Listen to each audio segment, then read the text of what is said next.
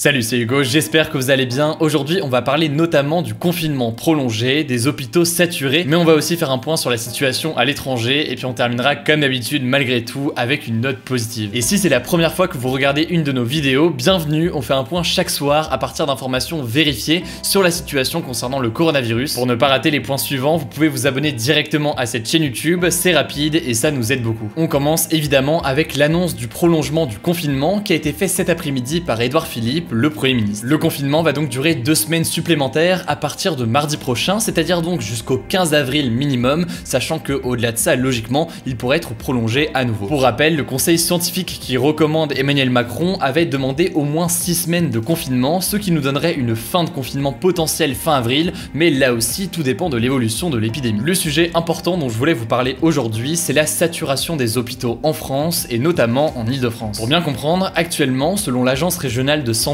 eh bien l'Île-de-France compte 1500 lits de réanimation. Le truc, c'est que en ce moment, 1150 patients sont en réanimation en Île-de-France, on est donc au bord de la saturation, et pourtant le pic de l'épidémie, c'est-à-dire le moment où il y aura le plus de cas, n'est pas encore atteint. Concrètement, les médecins d'Île-de-France parlent de 2000 personnes en besoin de réanimation entre le 5 et le 14 avril, 2000 personnes pour 1500 lits disponibles, vous l'aurez compris, ce n'est pas une situation qui fonctionnerait. Mais au-delà du manque de lits, l'autre problème, c'est le manque de personnel, parce que oui, logiquement, on peut avoir des milliers de lits, mais si on n'a pas le personnel derrière, eh bien ça ne sert à rien. Or, selon Martin Hirsch, le directeur général de l'AP-HP qui gère donc les hôpitaux dans la région Île-de-France, il faudrait 1 millier de soignants supplémentaires en Île-de-France pour faire face au pic de l'épidémie. Sinon, le risque, c'est d'être obligé de trier les patients, de choisir ceux que l'on soigne et ceux que l'on ne soigne pas. D'après plusieurs médias allemands qui ont diffusé un rapport transmis aux autorités allemandes, ce triage des patients a déjà commencé en France dans le Grand Est. Face à la pénurie de matériel, selon ce rapport que je vous mets en description, eh bien les personnes de plus de 80 ans ne seraient même plus ventilées, mais simplement mises en soins intensifs avec somnifères. Alors que faire face à cette saturation des hôpitaux? Parmi les solutions, on a le transfert des patients. Concrètement, et ça commence déjà à être le cas, ça consiste à déplacer des malades qui sont dans des hôpitaux saturés vers des hôpitaux qui sont moins saturés. L'Union européenne a même évoqué la possibilité de transférer des patients d'un pays à un autre pays. Bref, vous l'aurez compris, c'est un sujet qui est très complexe mais très important puisque logiquement il concerne directement la vie des gens, on vous tient au courant dans les jours à venir. On passe maintenant à un sujet qu'on a rapidement évoqué hier, c'est le décès de la plus jeune patiente atteinte du Covid-19 en France, une adolescente de 16 ans. On a désormais davantage d'informations et ça me semblait important de vous donner un peu plus de contexte. Déjà non, elle n'était pas atteinte de maladie particulière et concrètement tout a commencé avec de la toux, puis des glaires et une détresse respiratoire, puis son état s'est dégradé très vite avant de décéder malheureusement dans la nuit de mardi à mercredi. Alors oui, les personnes âgées sont bien plus touchées par le Covid-19. Selon une étude du Centre chinois de contrôle et prévention des maladies,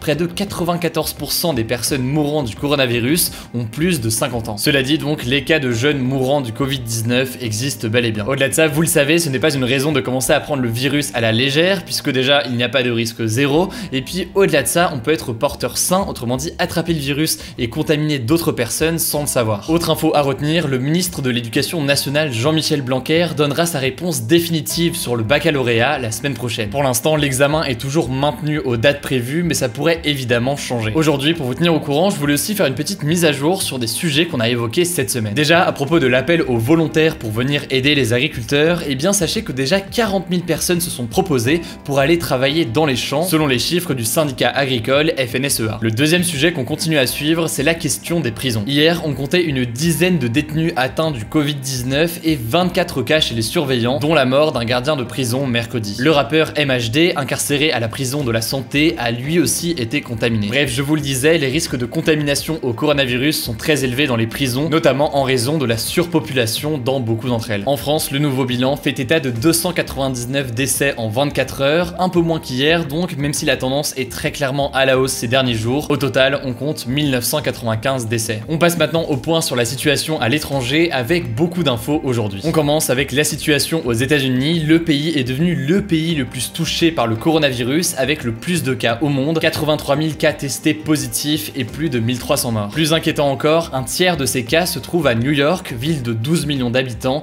qui devient une véritable bombe à retardement selon les spécialistes. L'armée a même installé dans la ville une tente en guise de morgue pour accueillir les victimes du Covid-19. Le Royaume-Uni maintenant avec le Premier ministre britannique Boris Johnson qui a été testé positif au Covid-19 suite à des symptômes légers. On compte 578 morts dans le pays pays, dont 115 dans les dernières 24 heures. L'Italie, de son côté, dépasse la barre des 9000 morts avec près de 1000 décès supplémentaires ces dernières 24 heures. C'est à nouveau le pire bilan pour un pays en une journée. Enfin, pour terminer, puisque vous avez été nombreux à le demander, en Algérie, on compte 367 cas confirmés avec 65 cas supplémentaires par rapport à hier. Dernier sujet, il faut savoir qu'avec le confinement, eh bien, les cas de violence conjugale ont augmenté de 32% en une semaine selon les autorités. Il était urgent d'agir et plusieurs choses ont été mises en place, ce sont donc les actions positives du jour. La première initiative, c'est celle des pharmacies. À partir de maintenant, vous pouvez vous rendre en pharmacie pour signaler un cas de violence conjugale et les forces de l'ordre seront immédiatement appelées. Le collectif Nous Toutes a également rappelé que le confinement ne devait pas empêcher les femmes de fuir si elles sont menacées. Elles peuvent appeler le 115 pour un hébergement d'urgence ou le numéro d'écoute d'urgence 3919 qui reste ouvert du lundi au samedi de 9h à 19h. Bref, j'en suis conscient, aujourd'hui c'est pas un sujet joyeux pour finir, mais c'est des initiatives qui me paraissent importantes et positives à mettre en avant. Pour nous soutenir et ne pas rater les points quotidiens suivants, pensez donc à vous abonner à notre chaîne YouTube si jamais c'est pas encore le cas. En description, je vous mets des liens pour en savoir plus. Surtout, prenez soin de vous et on se dit à demain.